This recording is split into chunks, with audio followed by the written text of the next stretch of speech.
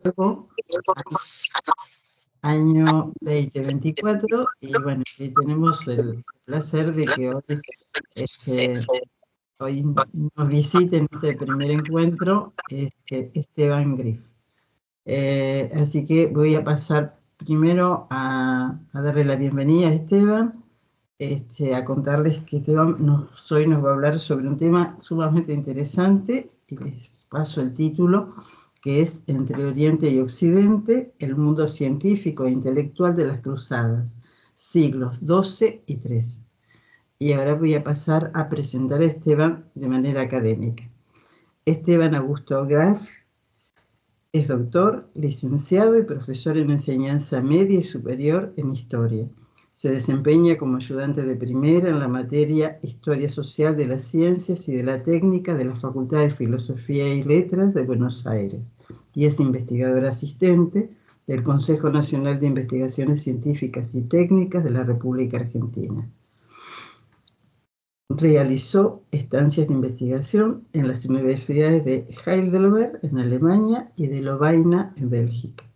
Sus investigaciones más recientes giran en torno a la historia de los hospitales y la atención médica caritativa de las órdenes monásticas en el mundo medieval.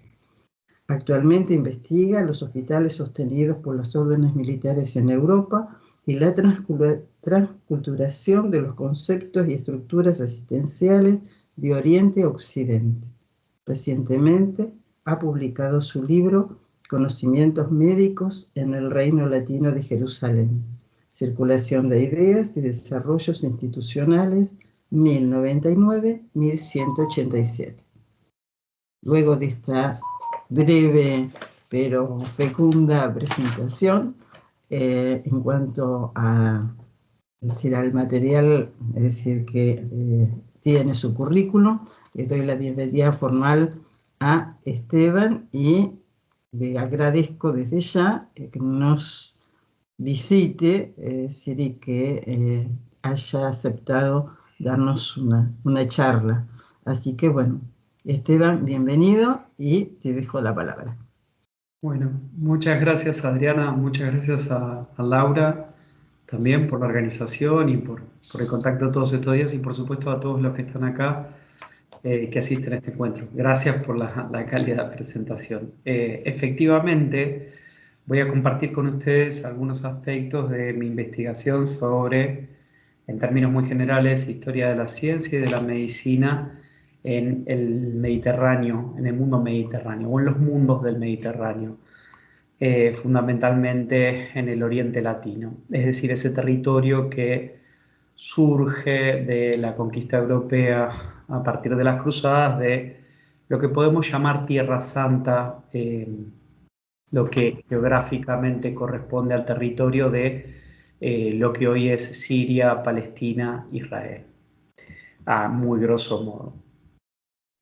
Y en este encuentro de lo que voy a hablar específicamente es sobre la circulación de conocimientos o saberes en época de las cruzadas, pero antes de eso, para que todos nos podamos poner de acuerdo y entender, aunque sea en términos muy generales de qué vamos a hablar, quiero comentarles 2 o 3 cuestiones generales de historia sobre la instalación en Tierra Santa de los europeos. Y para eso voy a compartir una diapositiva, que ustedes me dirán si están pudiendo ver. Sí.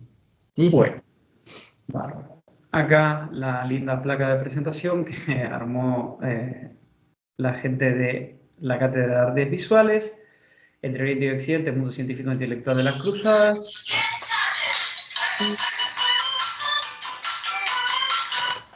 A continuación, muy brevemente, contarles cuál es esta geografía a la que ya me refería, pero ahora a propósito del periodo histórico que nos toca, que es luego del año 1099, cuando logran instalarse definitivamente el Reino Latino de Jerusalén, cuya capital fue Jerusalén, y el resto de los estados cruzados que ustedes ven en este mapa, tanto sencillo que fue el condado de Edesa, el condado de Trípoli y el principado de Antioquía.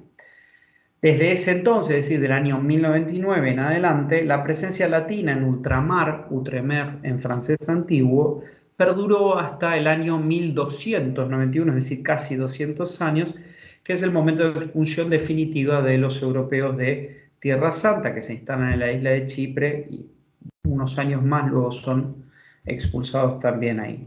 En ese momento, por el sultán Khalil, que puso de este modo fin a la historia de la presencia de estos estados cruzados en Tierra Santa.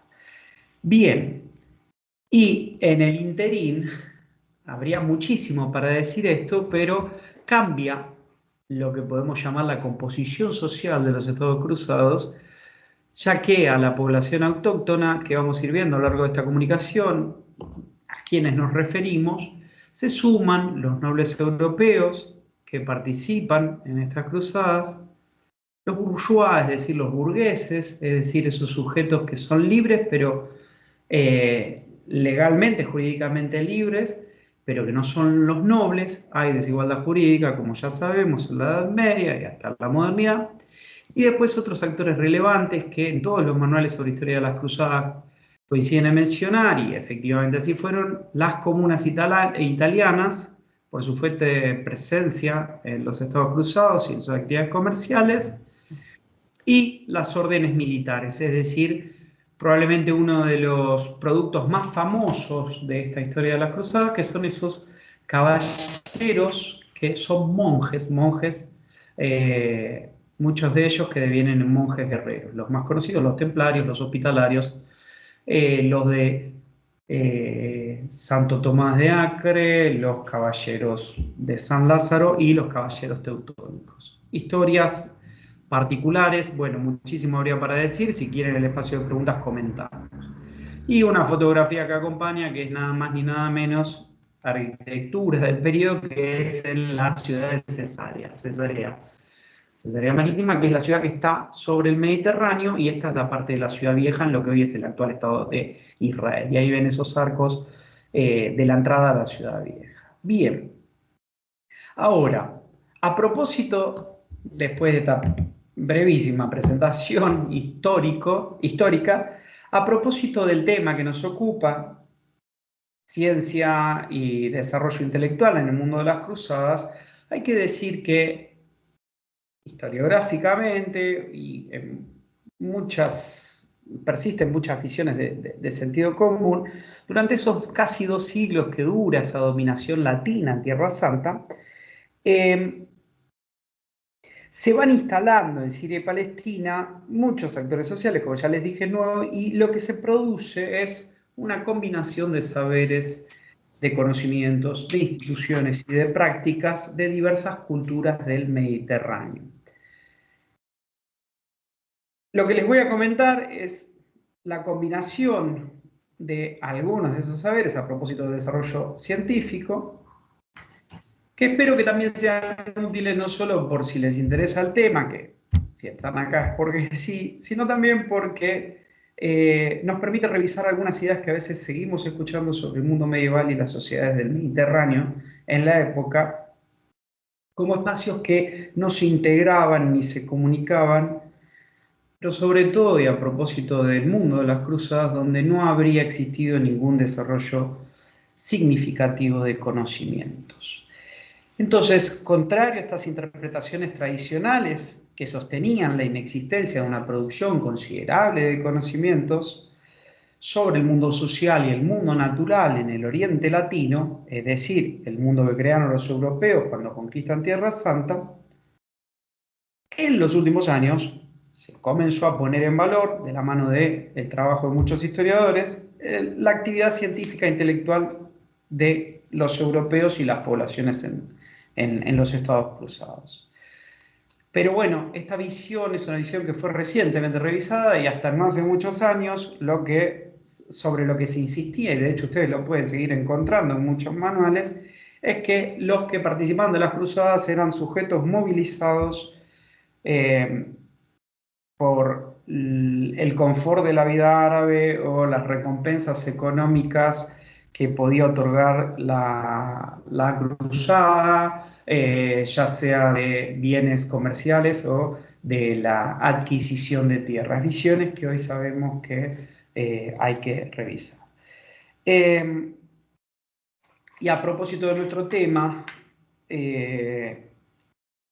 hoy podemos reconocer que lo que se constituyó en ultramar, bueno, fue un mundo también de intercambio, de producción científica mucho más rica de lo que habíamos pensado. Dicho todo esto, vayamos a algunos de los ejemplos concretos. En materia jurídica, por ejemplo, podría mencionar otros, pero este es uno que a mí me interesa porque tiene un capítulo sobre materia médica. Nosotros sabemos que hubo numerosos préstamos entre los cuerpos de leyes desarrollados en el Imperio Bizantino, por ejemplo, o el mundo árabe, con los que existieron en el Reino Latino de Jerusalén. Eso ocurrió con este corpus legal que acá les muestro la portada de una de las ediciones que existe, de los que se llamaban los Asís de Jerusalén, el editor, el conde de Benoit, el primero que editó este corpus de distintas leyes. Bueno, dentro de este gran volumen incorporó uno que eran los Asís de la Corte de Bourgeois, es decir, son los textos jurídicos de la corte de los burgueses, es decir, la corte donde se legislaba sobre, nuevamente, los hombres libres, pero que no formaban parte de la nobleza, porque estaban también los asís de la alta corte, que esos eran para los nobles. Esos textos dispersos, este señor que los editó, que los reunió en esto que se llaman los asís de Jerusalén, bueno, fueron redactados en su mayoría en Acre. Acre, luego de 1187, cuando Saladino conquista Jerusalén y los europeos son expulsados, se conforma. Acre es una ciudad sobre la costa del Mediterráneo, hoy también forma parte del Estado de Israel, aunque tiene una presencia de población muy diversa. Acre se convierte en la nueva capital del Reino Latino de Jerusalén, que se sigue llamando así, pero de hecho va a ser el gran centro cultural e intelectual de esta historia de los estados latinos. Y bueno, y la mayoría de estos textos jurídicos que después se reúnen bajo el nombre de Asís de Jerusalén, fueron redactados ahí, en Acre, es decir, en el siglo XIII, entre 1187 y 1291. A propósito de estos asís de la corte bourgeois, es decir, dentro de los asís de Jerusalén, los asís de la corte bourgeois, que regulaban la vida de las personas libres pero no nobles, muchos historiadores señalaron que este texto legislativo se basó en un texto de origen provenzal llamado Lo Codi. Y el carácter de practicidad y plasticidad de este texto provenzal, el Lo Codi, fue lo que permitió su adaptación a la realidad de los Estados Cruzados, que justamente se caracterizaba por la existencia de actores sociales de muy diverso origen. A propósito de, y ya metiéndonos en el tema que a nosotros nos interesa, de la sección médica, nosotros sabemos que, y es lo que yo les quiero mostrar ahora, que los asís de la corte bourgeois son mucho más específicos que ese texto que se llamaba Lo Codi, de origen provenzal, sobre los castigos y los tratamientos médicos. Y de hecho, esto es lo que, si bien la influencia de este texto provenzal es muy importante en este texto, Los Asís de Jerusalén, redactado en Acre, es lo que llevó a algunos historiadores a decir, bueno, en materia médica, es decir, en la regulación de cómo deben trabajar los médicos, habría que tener en cuenta un origen distinto. Y dicen, probablemente haya sido la influencia legal siria, es decir, local, la que habría actuado como base para la regulación de esas secciones en cuestión.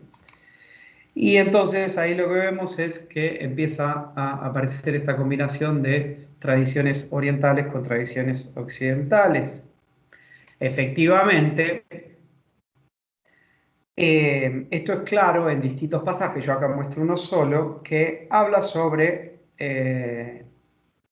la regulación de los deberes y la praxis de los médicos, y en este caso sobre el otorgamiento a las licencias de los médicos para el ejercicio legal. Semejante práctica no existía o no habría existido en Europa antes de las cruzadas, en cambio en el mundo islámico era una práctica que estaba desarrollada, lo que reflejaría entonces es que en este caso se trata de un préstamo que los francos, es decir, la población europea ya instalada en Tierra Santa, habría tomado de la tradición, de la costumbre local. Y lo que dice es básicamente que aquel que quiera oficiar como médico, es decir, un médico experto en orina, debe, es decir, un médico con instrucción, con conocimiento, no un simple practicante. Podemos hablar sobre eso luego, sobre las diferencias jerárquicas en la práctica médica medieval, pero lo que debía hacer era ser examinado por un comité y por un obispo, ¿sí? Una figura, en este caso un obispo latino, pero esta composición digamos, de una especie de jurado y de un cuerpo de gente para legislar sobre medicina, eso es algo propio de la tradición local. En efecto, el modelo habría sido, o fue, el Manual de Legislación Civil Musulmana llamada Hisba, la Hisba o la ley, que designaba a una serie de textos que contenían un conjunto variado de regulaciones sobre distintas actividades, desde transacciones comerciales hasta moral religiosa, seguridad, salubridad en el trabajo, responsabilidad civil de los diversos profesionales, entre ellos los médicos. Era una especie de manual que regulaba sobre todo la actividad social que se daba en el mercado, en las plazas públicas, y los médicos también atendían en el mundo del Islam, sobre todo los médicos de menor prestigio o médicos comunes atendían en los mercados. El oficial a cargo, además de que se cumpliera lo que dictaban estos manuales, era el al-mutasib o el mutasib, lo que refuerza cierta idea de que la hisba fue el sustrato de los asís, ya que en el mundo latino de ultramar, nosotros encontramos en las fuentes que la responsabilidad de controlar que un médico y otros profesionales cumplieran ciertos estándares en su trabajo recaía en un funcionario que en francés antiguo, es decir, en el francés de la época, se llamaba matesep, es decir, mutasib matesep. Es decir, hay un término que da cuenta de que se toma, hay un préstamo de la cultura del mundo del Islam, ¿sí? En la península ibérica es el al-motasem, para que puedan relacionar. Bueno, las funciones eran las mismas y la similitud en la denominación de uno y otro refuerza esta idea de adaptar, de adaptar la cultura local. Bien, ahora, si tomamos otro ejemplo ahora concretamente sobre la circulación de textos científicos, nosotros también vemos ahí el rico mundo cultural que existió en el territorio, sobre todo de Acre, del Reino Latino de Jerusalén, y tenemos que desechar totalmente a partir de acá la visión pesimista sobre la actividad intelectual en el Oriente Latino. En efecto, hubo grandes empresas de traducción, así como de estudios e intercambios de saberes en diversos temas como teología, legislación, etnografía. Y al mismo tiempo hubo centros, si bien no existió algo así como una escuela, hubo distintos centros, sobre todo asociados a la tarea y presencia de distintas órdenes monásticas, como los dominicos, en donde la cristiandad latina destacó entre otras comunidades a propósito de la obra de traducción y producción de textos. Hay varios ejemplos, a mí me interesa comentar uno, que es la empresa de producción de manuscritos ilustrados que un autor anónimo, usualmente llamado el maestro de París Acre, produjo una gran cantidad de ilustraciones de numerosos códices encargados por un gran mecenas del desarrollo intelectual y artístico de la época, que fue el maestro de la Orden de los Hospitalarios, que se llamó Guillermo de San Estefano. También es el responsable de encargarle a otro autor que conocemos como Juan de Antioquía la traducción de una gran cantidad de textos de, por ejemplo, retórica, u otras obras que también se tradujeron, o sea, habrían sido traducidas por encargo de Guillermo San Estefan. Bien, es más, Guillermo podría haber sido quien encargó la traducción de una variedad de textos aristotélicos, lo que daría cuenta nuevamente de esta actividad intelectual y artística desplegada en Acre, como se puede observar en este manuscrito. Para seguir destacando el valor del mundo intelectual de las cruzadas, uno no tiene más que mencionar el Principado de Antioquía. Antioquía, gran centro de producción de textos griegos, luego de Constantinopla, y donde sabemos que habría trabajado, habría pasado algún tiempo Adelardo de Bath o Esteban de Pisa. Y este último, Esteban de Pisa, como lo estudia Charles Burnett, realizó numerosas traducciones del árabe y el griego al latín. Nuevamente, durante dominación franca, es decir, Antioquía no es que durante dominación franca dejó de producir textos, sino que la continuidad de la actividad intelectual, la actividad científica, podríamos decir, siguió desarrollándose. Bien, o este ejemplo que a mí me gusta mucho mencionar, que lo estudia Alain Toubey, un historiador de la farmacopea griega, bizantina sobre todo, que encontró un herbario ilustrado del siglo XIV que nuevamente permite insistir sobre el carácter colaborativo, activo y continuo de producción en el territorio bajo dominio cruzado de textos científicos. Este caso es el de un manuscrito que posee una parte que fue copiada directamente de otro manuscrito del siglo XIII.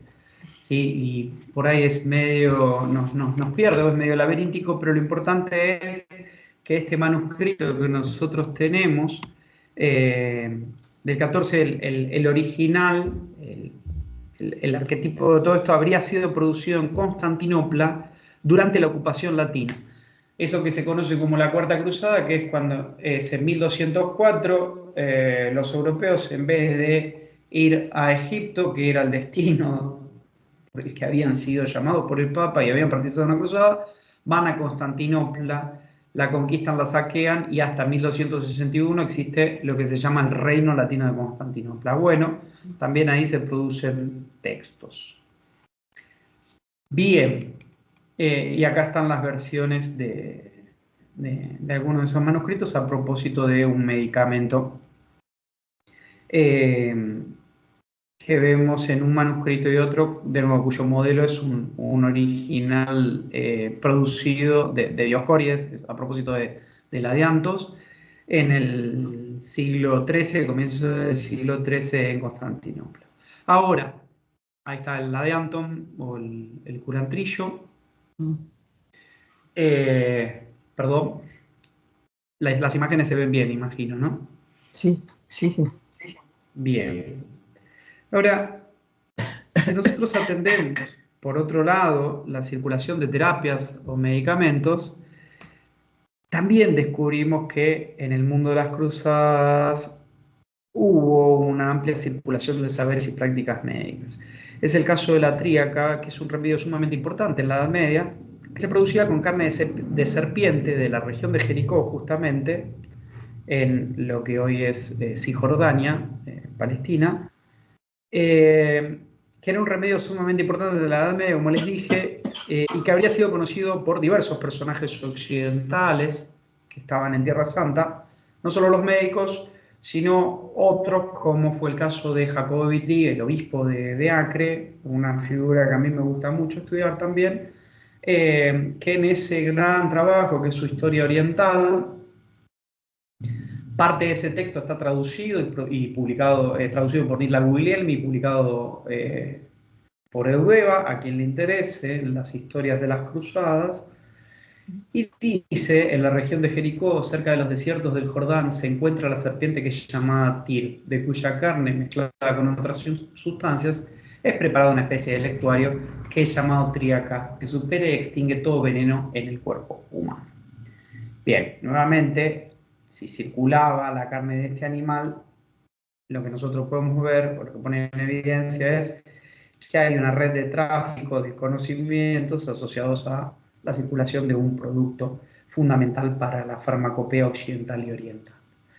Y no tengo diapositiva, pero también a propósito de esto, uno podría mencionar la existencia de un glosario médico, o más bien de farmacopea, que árabe-francés, en donde lo que se menciona es una serie de términos árabes y su traducción al francés antiguo, que fue editado en 1973 este texto, pero fue de amplia circulación en Acre y producido en Acre para el trabajo de las boticas o los apotecarios que trabajaban y tenían sus negocios en el reino latino de Jerusalén, con su capital en Acre. Lo cual es interesantísimo, un texto que no ha sido todavía muy editado, aunque su edición ya tiene muchos años, pero también da cuenta entonces de que había esfuerzos por la adaptación y el conocimiento de los términos de la farmacopea local. Bien. Ahora, también había médicos, aunque la evidencia es muy escasa sobre sujetos, digamos, con nombre y apellido. Nosotros sabemos, a propósito de la fuente legal que les mostré al comienzo, y referencias, que había personas que se dedicaban a la práctica médica. Y en general se debatió sobre el grado de formación de estos profesionales y siempre se asumió que, bueno, era inferior frente a la de sus pares orientales. Y en efecto eran una especie de médicos mucho más rudimentarios, o sea, con menor capacidad y menor conocimiento de la técnica médica. Y se hizo una lectura sesgada en ese sentido, que la literatura sigue repitiendo y a mí me interesa, me parece hasta, si se quiere, interesante mencionar, para señalar esta supuesta superioridad del médico oriental frente al médico occidental. Y hay una fuente muy interesante que es la de las memorias de Usama ibn Munkid, que era un médico de origen local, de origen árabe, que relataba la historia, en un pasaje muy citado, relataba la historia de un médico cristiano de origen siríaco, que fue llamado para atender a dos personas con dos padecimientos diferentes. Uno fue un caballero europeo que tenía un absceso importante en una pierna, y otra, una mujer que sufría algún tipo de demencia. Usama relata que el médico cristiano, siríaco, de origen local, por lo tanto, decidió que para curar al caballero había que aplicar un cataplasma en la herida. Y para la mujer indicó una dieta que tornara su humor más húmedo. De esa manera podría restaurar su balance emocional. Bueno, el tratamiento parecía el adecuado. El problema surge cuando aparece un médico franco, es decir, un médico de origen europeo, que dice: lo que hay que hacer es que para que sobrevivan, bueno, al caballero hay que cortarle la pierna dado el avance de la infección, y a la mujer extraerle el demonio que había penetrado en su cabeza. Al caballero se le corta la pierna, a la mujer se le realiza una incisión profunda en la cabeza con forma de crucifijo. Bueno, los dos se mueren. Y de esa manera, Usama dice: así aprendí de la ciencia y del conocimiento de los francos. Ahora, ese texto es un texto que tiene un fuerte compromiso político contra la dominación franca, y además es un tipo de literatura en la que se compilan relatos que incluyen anécdotas con proposiciones antitéticas sobre un mismo suceso. Esta citación de dicotomías didácticas es típicamente utilizada por Usama en su historia, y por lo tanto es un texto que hay que analizar con mayor cuidado y no asumir, por lo tanto, lo que el autor dice sin más. Y en el mismo sentido, nosotros tenemos una fuente muy famosa para el estudio de la Edad Media, que es la crónica de los hechos de los francos de Guillermo de Tiro, en donde, en más de un pasaje, acá menciono alguno, Guillermo de Tiro, o uno puede derivar de lo que dice, es que, bueno, que en realidad los médicos de origen latino son los mejores, no así los médicos locales, y que a esos no hay que confiarle. Por lo tanto, uno también podría hacer una lectura analítica sobre el compromiso, en este caso, de Guillermo de Tiro, quien está desconfiando de los médicos de origen oriental, en este caso. Es decir, hay que revisar esas presunciones que nosotros derivamos de fuentes que son complejas para hacer estas afirmaciones. Lo cierto es que lo que se ha destacado es que, bueno, concerniente, lo que concierne a la práctica médica, las ideas son básicamente las mismas. Hay que tratar a la gente con los principios de la teoría humoral y la intervención de dietas, baños, sangrías para corregir el desbalance de los humores que propone Galeno a partir de la lectura de los textos hipocráticos. Eso es lo mismo en Occidente o en Oriente, y bueno, habría mucho para decir sobre eso. Y por último, creo que vengo bien de tiempo, pero tampoco me quiero exceder tanto. Si pueden acompañarme 5 o 10 minutos más. Hay otro ejemplo que hace poquito quien lo sacó a la luz fue un profesor de Israel, justamente, que trabaja estos temas, que es este, sobre Benvenutus Grafeus Hierosolimitanus, que es muy interesante. Es un oftalmólogo, podríamos decirlo así, anacrónicamente, de finales de la Edad Media, que escribió un tratado, el Ars Probatissima Oculorum, que circuló extensamente en latín y en varias lenguas vernáculas. Es decir, este fragmento, de hecho, lo tenemos en una versión que está en alemán medio del siglo XVI, en un manuscrito que está en la biblioteca de la Universidad de Heidelberg, para que vean hasta dónde llegó. Y este médico, asociado a la escuela de Salerno en Italia, presentó un extraordinario ejemplo, o mejor dicho, es un ejemplo de un profesional europeo que habría trabajado para un sultán árabe y además habría sido requerido para preparar una compilación sobre conocimiento de su especialidad por un maestro de Damasco. Bueno, es un poco vanidoso, parece Benvenutus Grafeus de Jerusalén, pero le vamos a permitir esa licencia. Y lo que dice es, ahora yo, el médico del sultán, es decir, es una persona que está, un médico de origen occidental que está trabajando para un sultán, nuevamente da cuenta de todo lo que hay que revisar sobre las presunciones que le comentaba al comienzo. Fui consultado por el maestro de Damasco para obtener lo mejor de todos nuestros experimentos. Enseñaré primero, daré a conocer los preparados, después los electuarios y luego los oximeles y jarabes. Es decir, avanza sobre todas lo que va a explicar sobre todo lo que él conoce y que le han encargado que diga. Entonces, la fuente que ustedes la leen ahí, lo que da cuenta es del interés de un sultán, nuevamente por la experiencia, por la experticia de un profesional europeo. Bien, y entonces sería un profesional que trabaja en el Oriente, aunque su formación fue en Europa, pero también en Tierra Santa. Ahora, por último, si nosotros atendemos el desarrollo institucional hospitalario que existió en el Reino Latino de Jerusalén, también uno ve que acá hubo una circulación y un entrecruzamiento de prácticas y conocimientos médicos, en este caso conocimientos institucionales o prácticas institucionales hospitalarias que desarrollaron, por ejemplo, los freires de la Orden del Hospital.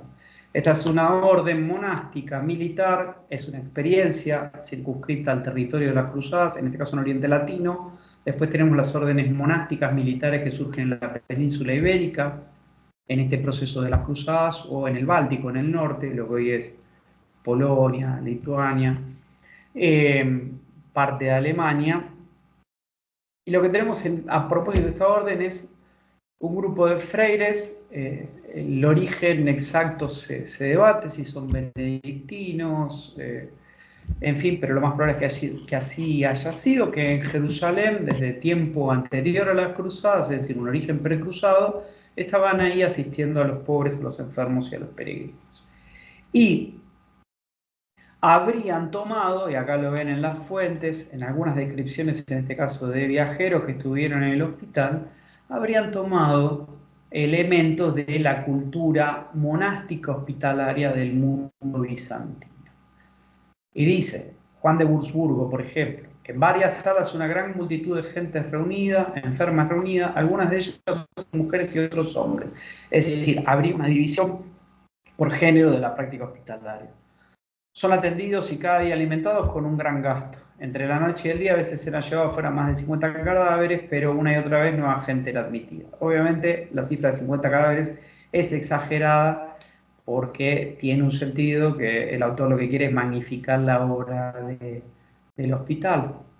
Y arriba Teodorico, otro viajero, también menciona sobre la existencia de salas, literas o camas para que los enfermos puedan ser atendidos en el hospital. Es decir, una práctica monástica hospitalaria cuyo origen es bizancio y que los historiadores coinciden ubicar, a propósito del orden del hospital, en nada más ni nada menos que como un préstamo que se toma de la cultura bizantina. Bien, creo que también da cuenta de la circulación de personas, saberes y prácticas institucionales.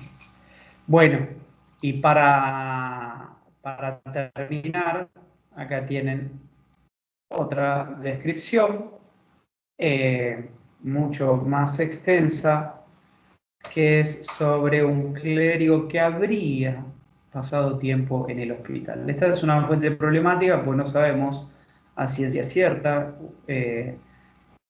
si el autor de esta fuente es alguien que efectivamente estuvo en el siglo XII en Jerusalén, cerca de 1180, en el hospital, en el gran hospital de Jerusalén o no, es decir, si no estuvo, creó este texto sobre las bondades del hospital un siglo después, en función o basándose en distintos textos como la regla del hospital, como los estatutos de la orden de los caballeros hospitalarios, donde se describían algunas de esas tareas. Pero de lo que da cuenta es que también existe, como en sus pares bizantinos, distintos profesionales que llevan a cabo distintas prácticas médicas.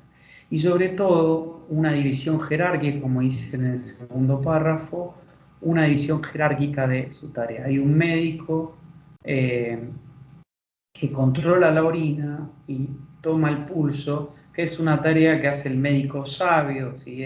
Desde Galeno en adelante, esas son las dos técnicas de diagnóstico fundamentales que siguen existiendo hoy, y que va con sus clientes, es decir, clientes es el término original latino, de hecho, que son podríamos decir, los asistentes de él, por decirlo de alguna manera, que después limpian a los enfermos, les aplican distintas terapias o les suministran distintas drogas, según indicación de este médico que inspecciona la orina y controla el pulso. Bien, y para no abrumar de más a nadie, lo último que les cuento es, bueno, aquí hay más información, acá sobre la práctica de cuidado de niños, lo que podríamos decir una tarea de orfanato y de cuidado también de mujeres que han dado a luz o mujeres que están por dar a luz.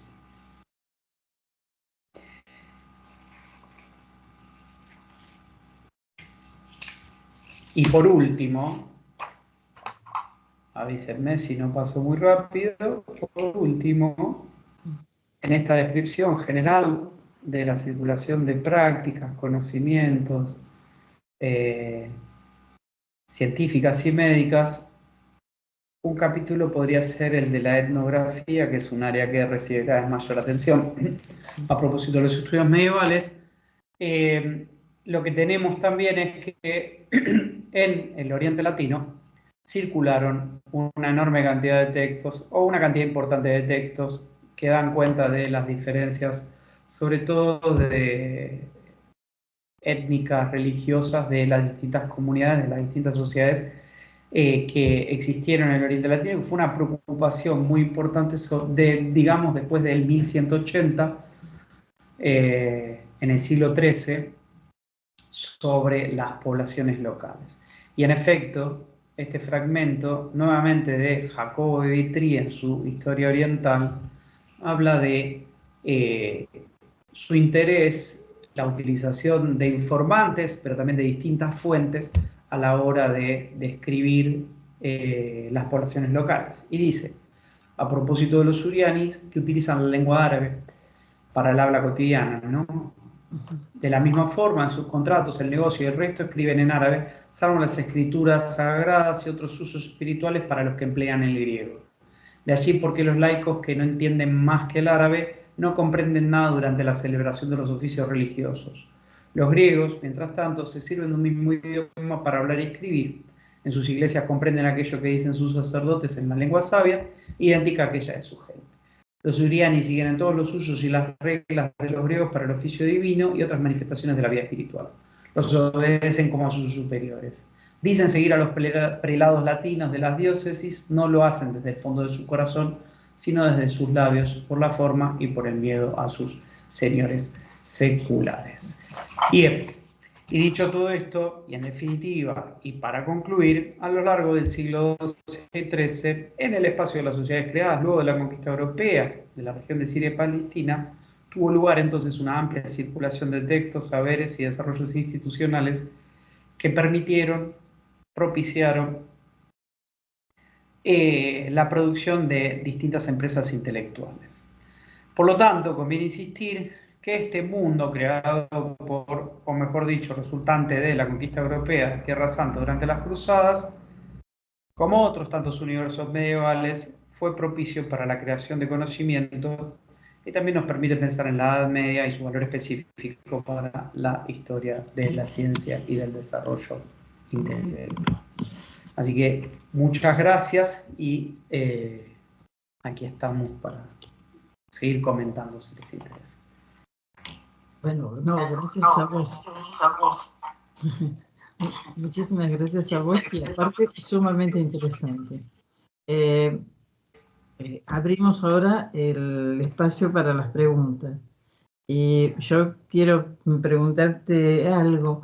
Si hay alguna referencia, porque vos hablaste de los hospitales, si hay alguna referencia en estos ámbitos que haya un espacio determinado, lo que nosotros diríamos la farmacia hospitalaria, si hay referencia a eso en los textos o no.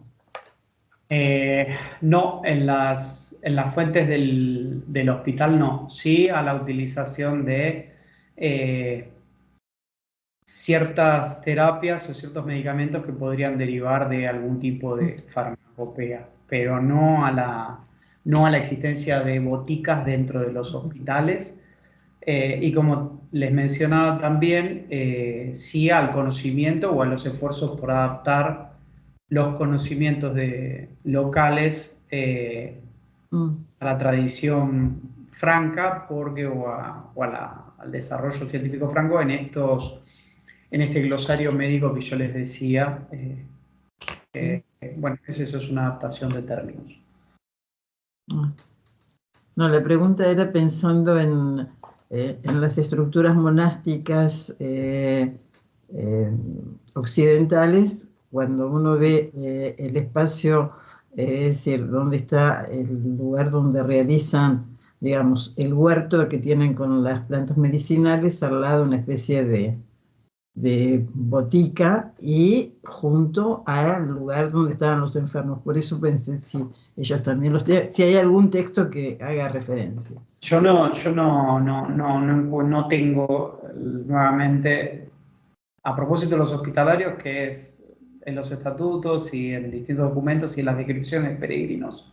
Es lo más rico, no hay mención a gótica. Justamente es algo diferente a lo que, bueno, como vos decías, uno encuentra en otras fuentes de monasterios del mundo occidental, en este caso. Sí tenemos prescripciones dietarias, bueno, porque la medicina hipocrática es fundamentalmente dieta y ejercicio, y lo que sí hay en los estatutos es qué comidas se pueden comer determinados días y según la condición, donde se mezcla liturgia con tratamiento médico, lo cual es muy interesante porque a veces pondera una o pondera otra o las dos al mismo tiempo. Claro. Muy interesante.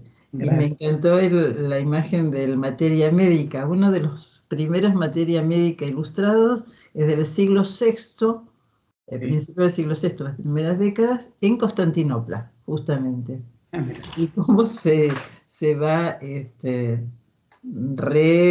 digamos, volviendo a copiar, volviendo a ilustrar y además acrecentándose a través de los siglos con informaciones que le van agregando. Así que me pareció muy interesante el que mostraste. Bueno, muchas gracias. Tenía varias cosas más para decir, pero sobre el arquetipo y la historia de ese manuscrito en particular, pero sí es interesantísimo. Y la reconstrucción de eso es un extenso artículo, lo puedo compartir a quien le interese. Sí, sí. Por Roland Today, es interesantísimo la circulación de ese texto en particular. Sí, sí, sí, a mí me interesa especialmente. La Bueno, materia te lo médica. voy a enviar, vas a ver ahí que hay varias cosas sobre. Bueno, de acuerdo, te agradezco, Esteban. Por favor. Bueno, escuchamos al resto de las personas, si no ocupo más espacio, por favor. Los dejo al resto.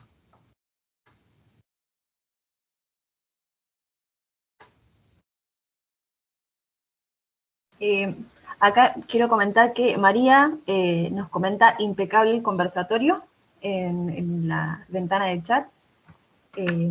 Y bueno, me sumo al comentario de María y quería, bueno, esto es una reflexión personal, pero en realidad me retrotrae mucho a la figura de Alhazen para la importancia que va a tener luego en la producción artística de fines de la Edad Media y comienzos de lo que conocemos como Renacimiento, ¿no? De su contribución a la óptica, la reflexión de la luz, el origen de la luz, que no se encuentra en los objetos mismos, sino como producto de la iluminación del sol. Entiendo que esto se encuentra más o menos en este mismo periodo, aquí en esta misma línea, ¿verdad? Como es una de estas contribuciones de los conocimientos científicos del periodo. Sí, no hay.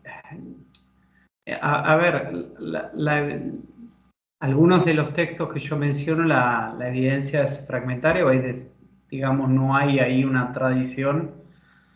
A propósito de la óptica, el texto que yo mencionaba de Benvenuto Grafeus de Jerusalén, o los fragmentos que conservamos, que son del 15, si no me equivoco, en un manuscrito que está en alemán medio,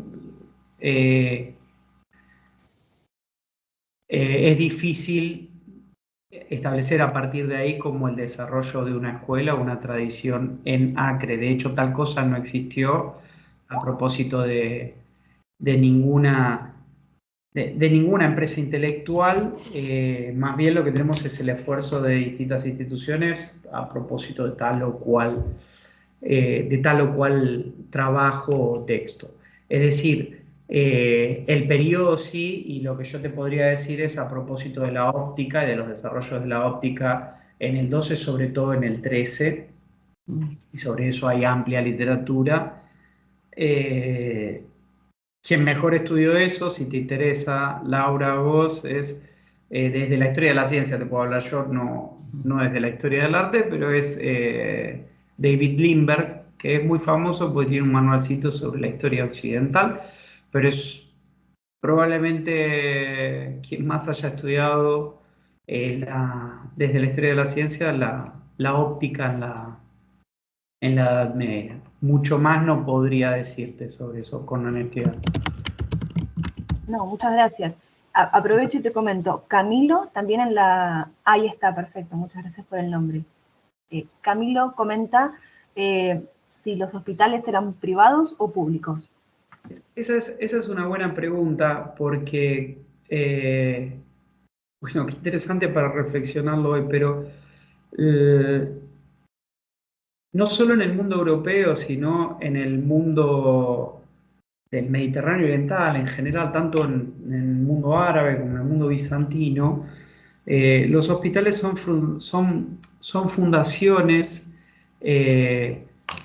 realizadas siempre asociadas a la caridad, ya sea la caridad del sultán, por ejemplo, los hospitales de Egipto, pero en el mundo cristiano, ya sea en el de Bizancio, es decir, los cristianos orientales, los griegos, o en el mundo occidental, asociadas a la caridad cristiana. Es decir, la práctica hospitalaria, los hospitales, surgen asociados a instituciones monásticas, a instituciones religiosas.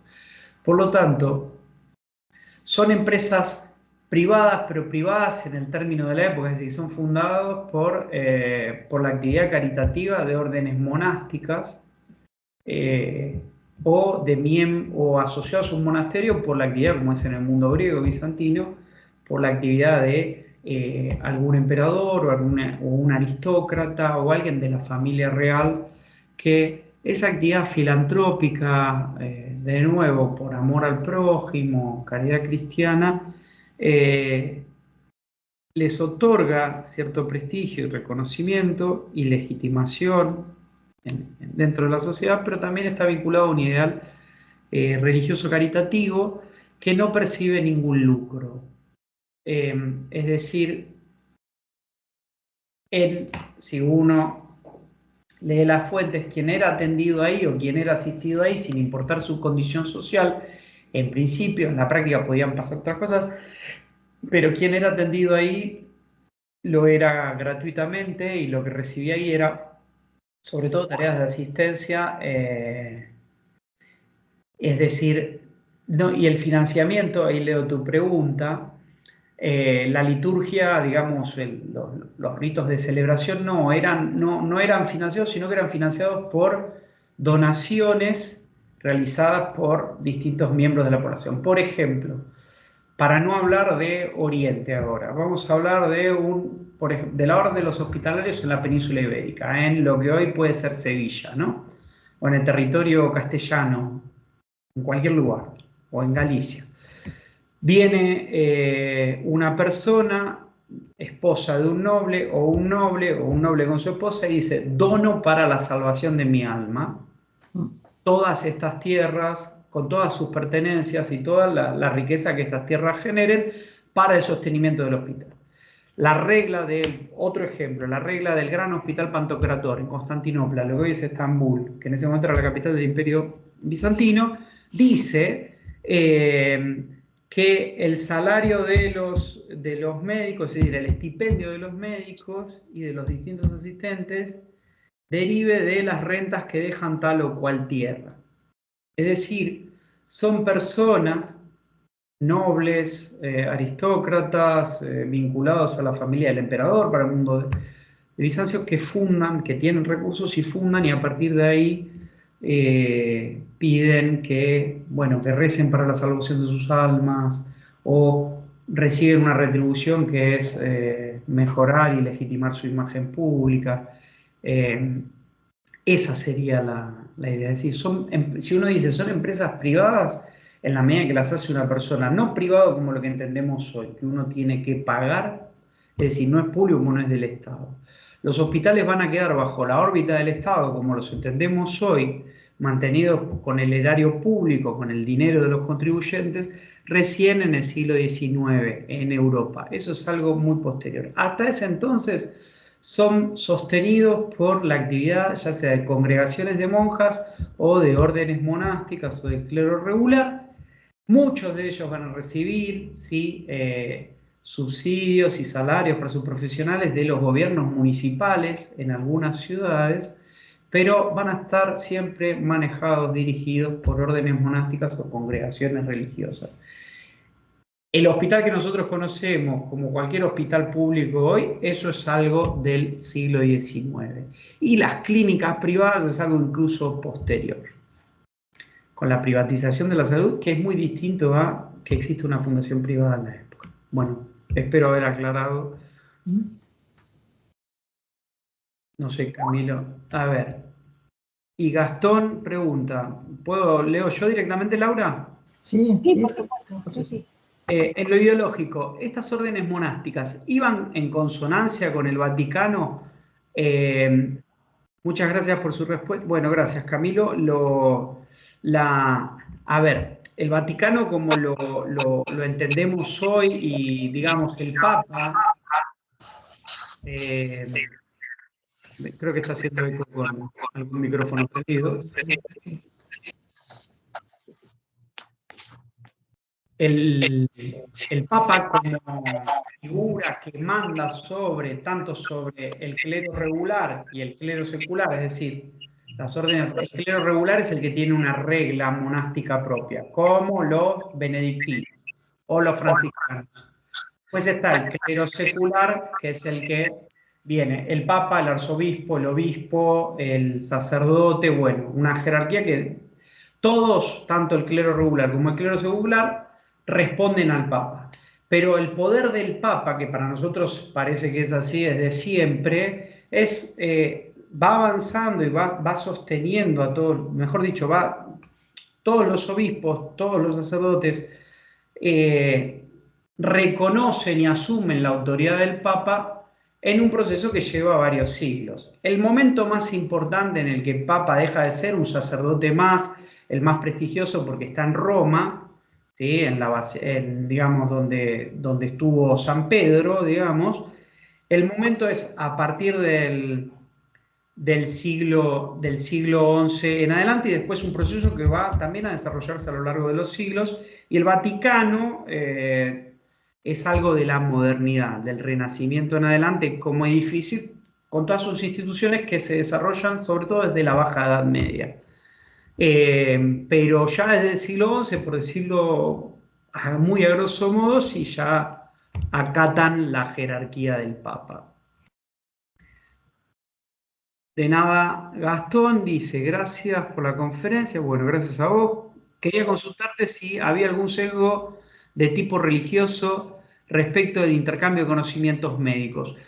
A ver, sesgo,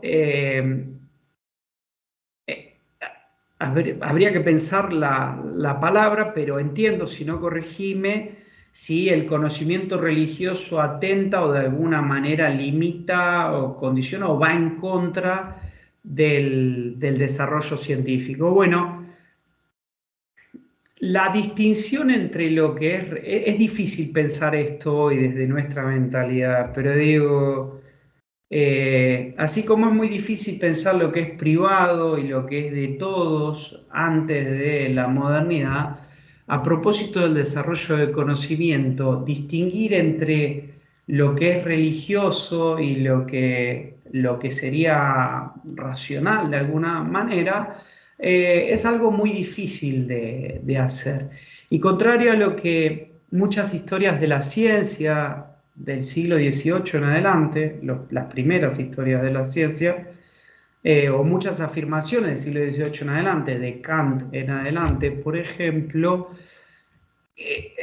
distinguir entre conocimiento racional y conocimiento religioso es algo difícil. A veces sí hay conflictos entre cómo interpretar una enfermedad, por ejemplo, si la explicamos basándonos en criterios más bien de corte religioso o tratando de ver ahí en función de las teorías médicas, científicas que existían, pero no son, contrario a lo que se suele pensar, áreas de conocimiento que se escinden o que están en contra. La idea de que ciencia y religión, y a veces esto genera polémica y es un poco molesto de escuchar, pero la idea de que ciencia y religión son áreas en conflicto en la Edad Media es algo que es más bien un relato que se hace del siglo XIX, sobre todo en adelante. y no necesariamente es así, aunque sí puede pasar. Hay distintas formas de relación de ciencia y religión. A veces se benefician mutuamente, a veces entran en conflicto, etc. Espero haberte contestado. Bueno, Darío, gracias Darío por lo que decís. Quería saber si las donaciones también eran hechas, las donaciones eran hechas por gente no perteneciente a la nobleza. Sí, la burguesía donaba, sobre todo hacia finales de la Edad Media. No sé si te contesté, pero sí. Hola Esteban. Buenas noches, quería saber si en los hospitales atendían a todos en cuanto a la religión de las personas que asistían o hacían alguna diferencia. Buenas noches, Magalí. Si nosotros le creemos a la fuente, al menos para los hospitalarios, que son los que yo estudio, que es esta orden, hoy se conoce como la Orden de los Caballeros de Malta.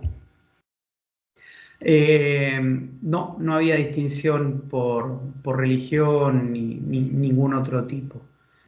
Lo que nosotros podemos saber gracias a las fuentes, ¿no? O sea, lo que tenemos, la información que tenemos. Bien. No sé si alguien más. De nada, Magalí. Hay gente que está escribiendo, así que habrá que esperar.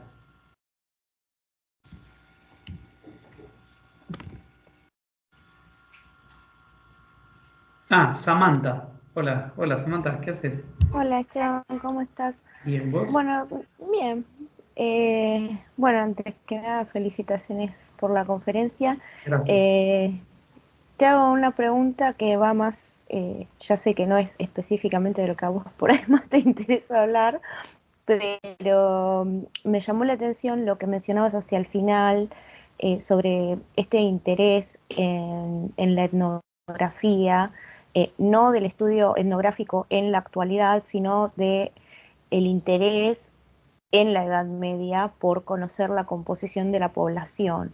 Y me preguntaba a qué se debía este interés en la Edad Media, no en la actualidad, que me parece comprensible, sino Sí. en ese momento, cuál era el interés que ellos tenían en tratar de identificar estos grupos poblacionales y las características, y qué tan fiables. Entiendo que por ahí a veces la observación no era tan exacta, no en el caso de la fuente que presentaste vos, en otros casos creo recordar que por ahí tenían algún cierto cierta comprensión a veces un poco distorsionada, pero no me queda muy claro por ahí cuál sería el interés en ese momento. Bien. Bueno, dos niveles para decir. El primero, muy breve, la etnografía medieval, o digo, los estudios etnográficos aplicados al estudio de la historia de la Edad Media, es algo reciente, muy reciente. Si bien hay varios trabajos ya de algunas décadas, los que estudian la historia de las cruzadas en este sentido es algo que llamativamente se desarrolló hace poco. Dicho esto, en el segundo nivel, que es lo que vos preguntás, o en el primer nivel, que es lo que vos estás preguntando. Hay diversos tratados en donde los que sufren, digamos, descripciones peyorativas, por decirlo de alguna manera, o denigraciones de algún tipo en esas descripciones de las fuentes realizadas por escritores de origen latino o francos en ultramar, es la población, sobre todo la población musulmana, y muchas construcciones que están vinculadas a una ideología, bueno, frente al otro. Sin embargo, hay muchos tratados que se escriben, sobre todo en el siglo XIII, que son bastante fidedignos, son bastante interesantes para analizar no solo la historia oriental de Jacobo de Vitry, que tiene una extensísima descripción de, según el credo, la iglesia y las liturgias diferentes de todas las... y que vale la pena verlo, pero hay otros textos anteriores a Jacobo de Vitry, posteriores, por ejemplo, de franciscanos que parten en misión desde Tierra Santa, o pasando por Tierra Santa en época de dominio latino, hacia tierra de los mongoles, y hacen descripciones muy ricas en ese sentido. Contemporáneo a Jacobo de Vitry, antes existe el Tractatus de Loqui Sanctis, o sea, el Tratado sobre los lugares santos, que también es una descripción muy interesante de un autor anónimo sobre las poblaciones locales. Y el punto interesante en ese sentido es el de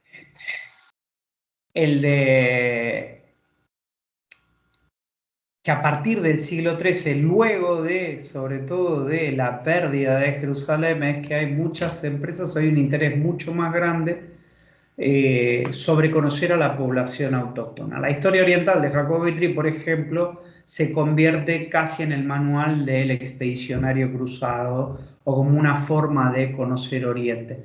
Entonces cobra al menos según los que han estudiado esto, cobra una relevancia mayor en el siglo XIII, cuando llega la Auditia Trebendis, es decir, la pérdida de Jerusalén, y luego de ese gran momento de contacto con el otro, a partir de las primeras cruzadas en el XII. Pero es en el siglo XIII sobre todo que crece ese interés.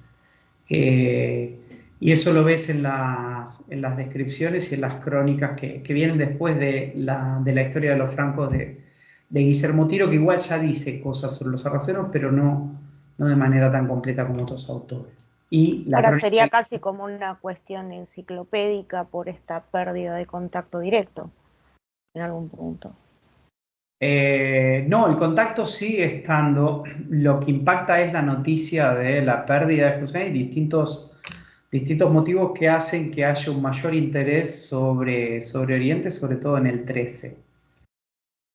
Son las misiones hacia otros territorios de Oriente, las nuevas rutas de comercio que se abren, la pérdida de Jerusalén. Ahí hay una proliferación de escritos sobre las poblaciones de Oriente. Ok, bueno, gracias. Si no, profundizamos en otro momento. Sí, no, muchas gracias.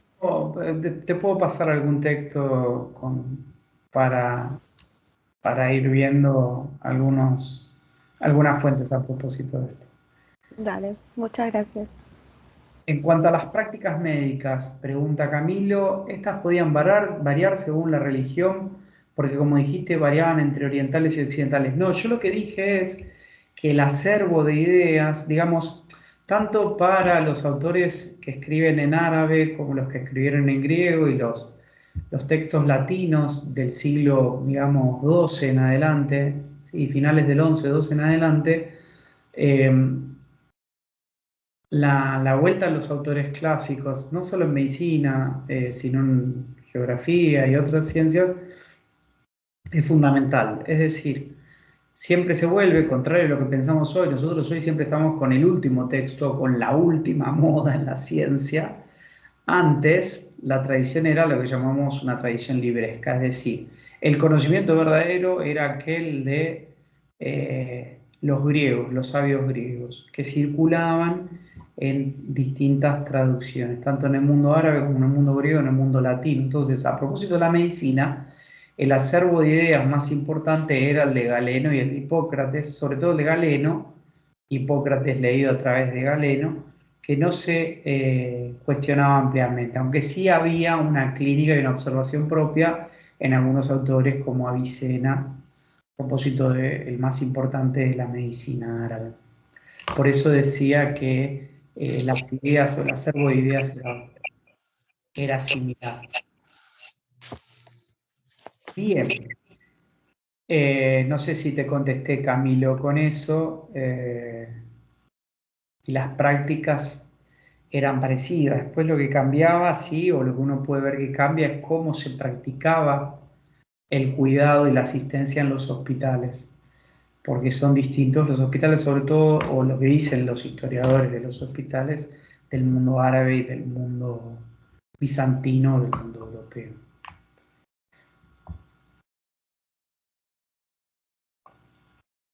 Bárbaro. Bueno, no sé si alguien más quiere.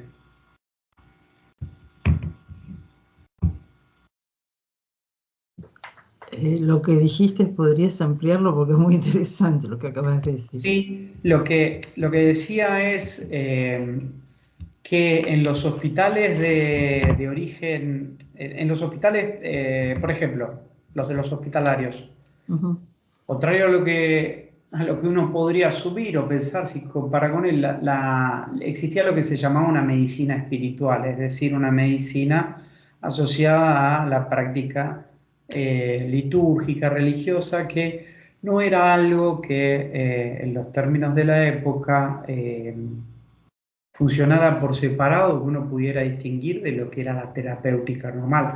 De hecho, formaba parte de la terapéutica. Lo que nosotros llamamos terapias espirituales la terapéutica espiritual era parte de lo mismo porque todo tenía que ver con el cuidado y con la salvación.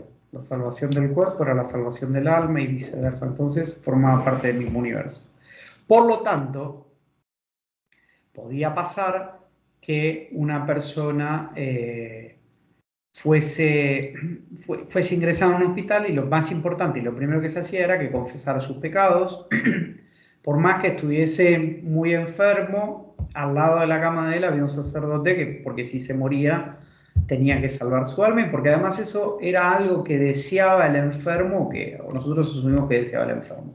Existían otras terapias, por ejemplo, recitar oraciones en agradecimiento a donadores o recitar oraciones juntas, poner la cama con una orientación en los hospitales hacia donde estaba la cruz, o sea, donde estaba el altar, que solía estar al lado la capilla solía estar al lado de la sala de los enfermos, eso tenía mucha importancia. Y eso iba de la mano de distintas prácticas terapéuticas en sentido corporal estricto que nosotros entendemos. En principio, en los hospitales, por ejemplo, en el Al-Qalabún de Egipto, fundado en el siglo XIII, no habría, y en otros, pero ahí tenemos un documento muy amplio, una carta de fundación muy amplio, no habría una práctica litúrgica o asociada a la liturgia tan importante y las terapias serían en ese sentido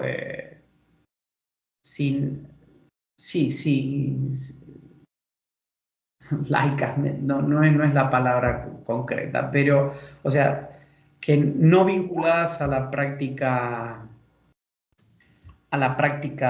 religiosa. Y ahí tenemos una diferencia muy importante en lo que es de un lado y del otro del mundo. Después, si seguimos a los documentos, por ejemplo, de nuevo en el tipicón, es decir, en la regla del monasterio del Pantocrátor, en Constantinopla, capital del Imperio Bizantino, ahí lo que se dice es que las personas, para hablar de diferencias, no deben comer carne. Es decir, se prohíbe la ingesta de carne, se los alimenta solo con vegetales. Ahora, en los hospitales del mundo europeo o del Oriente Latino, esa restricción no aparece y la gente se indica que debe comer pescado. En Cuaresma, por ejemplo, debe comer pescado. Y ahí aparece nuevamente la liturgia asociada a la tarea médica. Lo cual es interesantísimo porque ahí aparece algo que alguien comentó, es bueno, y es ¿qué pasa con lo religioso? La palabra sesgo creo que habían dicho, si hay algún sesgo. Bueno, acá hay una superposición de lo que podía decir un tratado médico y lo que había que hacer por la liturgia.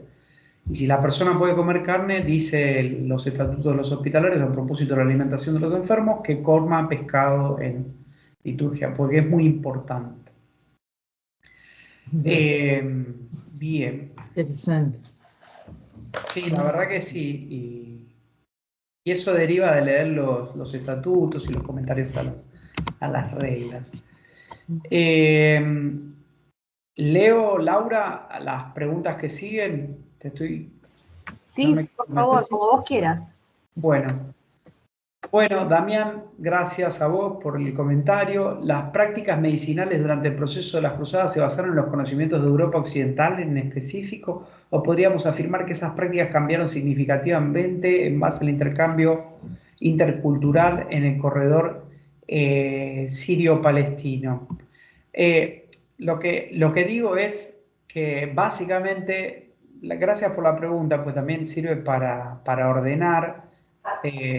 Y recapitulo, ya que entraste un poco más tarde a las reuniones, el Mediterráneo funcionaba en red. Hay que tener una idea del mundo mediterráneo como es hoy y como se tejen redes de conocimiento entre distintos centros, distintos polos.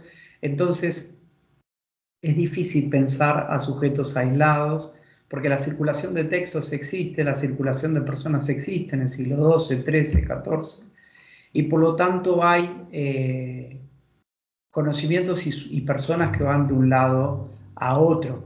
Es interesante, no me puedo acordar el nombre, pero bueno, hay un autor que estudia muy prolífico actualmente, Petro Boras Valianatos, profesor de la Universidad de Atenas, mucho tiempo en Escocia. El tipo editó muchos manuscritos de medicina griega. Y él, en uno de sus textos, habla sobre un autor bizantino que en el siglo XIV viaja a la Universidad de Padua a estudiar a Europa. Entonces lo que nosotros tenemos es un autor griego, o sea, un médico griego que va a estudiar a Europa cuando ya el desarrollo de las ciudades italianas es mayor y por lo tanto sus universidades. Entonces hay sujetos que van y vienen en las dos direcciones, ¿sí? Esa es la idea. Paso a la pregunta de Arturo. Gracias, Arturo. ¿Se sabe si hay evidencia numismática que represente a algún médico y especialista en medicina? Que yo sepa, no. Sería maravilloso, pero no. Me parece que no eran tan importantes, aunque sí tenemos menciones a médicos con nombres propios. Lamento no poder decirte más, Arturo. Después Gastón pregunta, en cuanto al estrato social, ¿los pacientes que asistían eran mayoritariamente de estratos más bajos o también asistían de otros estratos? De nada, Damián. Ahí, bueno, lo que uno puede hacer es suponer, porque no tenemos una descripción en términos digamos, de lo que hoy podríamos clasificar como clase social. Lo que tenemos es, si nosotros de nuevo leemos los estatutos y la regla, por ejemplo, de los hospitalarios, lo que dice es, vienen todos sin importar su condición. Ahora, condición en la Edad Media no necesariamente tiene que ver, cuando aparecen palabras por el estilo, a condiciones sociológicas, como pensamos hoy, por ejemplo, clase social u ocupación o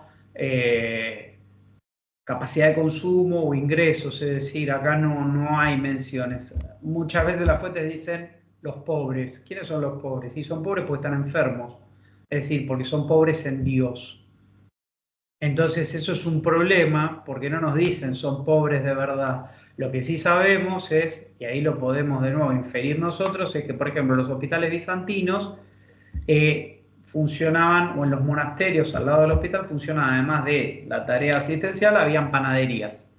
Y esa era una práctica caritativa que al emperador le interesaba sobremanera, por ejemplo, que en esas panaderías, que a veces estaban en los hospitales, a veces estaban en lugares independientes del imperio, en las panaderías del imperio, por ejemplo el imperio bizantino, se desplegaba ahí una práctica de caridad que además servía para una población que podía tener otro acceso, en este caso, algo tan básico como la alimentación.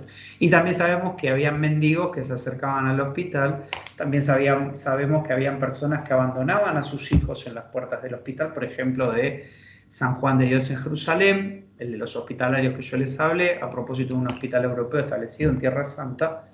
Entonces sabemos que había gente pobre, en los términos que hoy lo entendemos, o podemos deducir eso.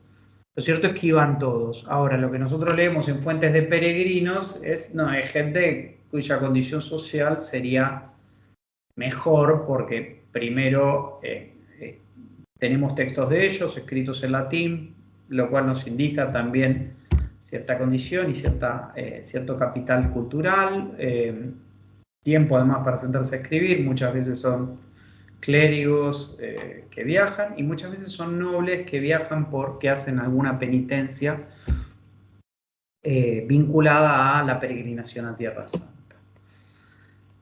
Así que... Bien, después dice Ciro, ¿se puede apreciar un cambio notorio o progreso en las prácticas médicas desde el siglo XI al XIII? Donde lo que nosotros podemos encontrar a propósito del mundo europeo es, sí hay algo muy importante, que es que muchos autores, sobre todo hacia el XIII, cuando surgen las universidades, hay una entrada muy importante de textos de filosofía natural, y en este sentido también textos médicos, sobre todo de Galeno, de la mano de Aristóteles y otros autores que en el siglo XII, sobre todo en el siglo XIII, reingresan, por decirlo de alguna manera, al occidente europeo, y Galeno lo que le ofrece a los médicos es un sistema filosófico, es decir, cómo pensar la práctica médica más o menos unificado, y que se va a ir generalizando en las universidades, y va a ser la base de cómo pensar el cuerpo humano, de cómo pensar cómo funcionan los órganos. Con eso me refiero a base filosófica, ¿no? Es decir, cómo funciona el corazón, cómo hay que tratar tal o cual mal. Es decir, una idea general de cómo operar médicamente sobre las personas enfermas a partir del siglo XII, con Galeno, ¿sí? Es decir, tuvo una filosofía de, por ejemplo, cómo circula la sangre. Y ahí hay un desarrollo muy importante, porque esa va a ser la base de la medicina hasta el siglo XIX. De hecho, la edición, ¿sí?, estándar más importante para muchos de los textos de Galeno que hoy tenemos, es decir, que lo podemos leer en un libro común, la hizo un autor en el siglo XIX, un señor que se llamó Kuhn, en el siglo XIX. Esto lo que nos dice es que en las universidades europeas, todavía en el siglo XIX, se lee a Galeno. Aunque nos parezca raro, esto es así. Así que ese es un gran cambio muy, muy importante. Además del desarrollo hospitalario, y además de otra cosa que también nos legó la Edad Media, que es el surgimiento del hospital en Europa, al menos, en el siglo XII. Los primeros hospitales son anteriores, en el mundo bizantino. Pero sí, la Edad Media es importante. De nada, Ciro. Gracias a vos por la pregunta. Bueno, no sé si alguien más... Perdón, Laura, yo me mandé de una... No, no hay ningún problema. Está perfecto. No sé si hay alguna otra consulta.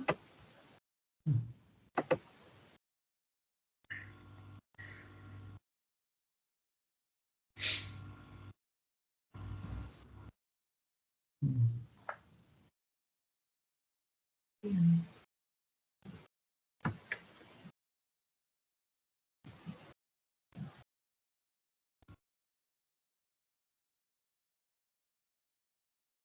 De todas formas, Esteban, si están de acuerdo y alguien tiene alguna otra consulta, alguna pregunta, podemos hacértela llegar a través de nuestros contactos, y puede quedar abierto este medio para eso.